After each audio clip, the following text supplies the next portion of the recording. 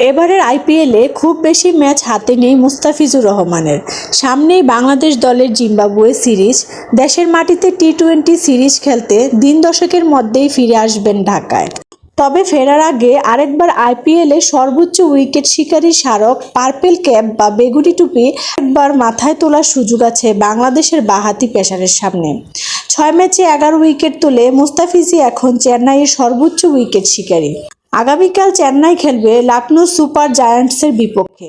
ম্যাচটি হবে চেন্নাইয়ের মাঠ এম.এ. চিদাম্বরম স্টেডিয়ামে।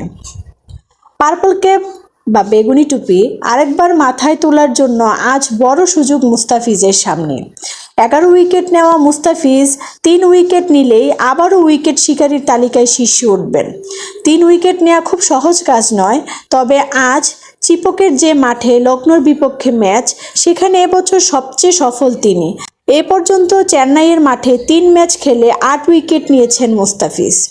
চেন্নাইয়ের মাঠে সর্বশেষ ম্যাচেই কলকাতা নাইট রাইডার্সের আন্দ্রে রাসেল, মিচেল স্টার্কদের বোকা বানিয়ে 4 ওভারে 22 রান দিয়ে 2 উইকেট নিয়েছেন মুস্তাফিজ। বাংলাদেশ ক্রিকেট বোর্ড মুস্তাফিজকে 1 মে পর্যন্ত ছুটি দিয়েছে। এই সময়ের মধ্যে চেন্নাইয়ের ম্যাচ আছে 23 এপ্রিল, 28 এপ্রিল ও 1 মে। আগামী 3 মে চট্টগ্রামে শুরু হবে বাংলাদেশ জিম্বাবুয়ের 5 ম্যাচের টি-20 সিরিজ। আইপিএল থেকে দেশে ফিরে জাতীয় দলে যোগ দেওয়ার কথা মুস্তাফিজের।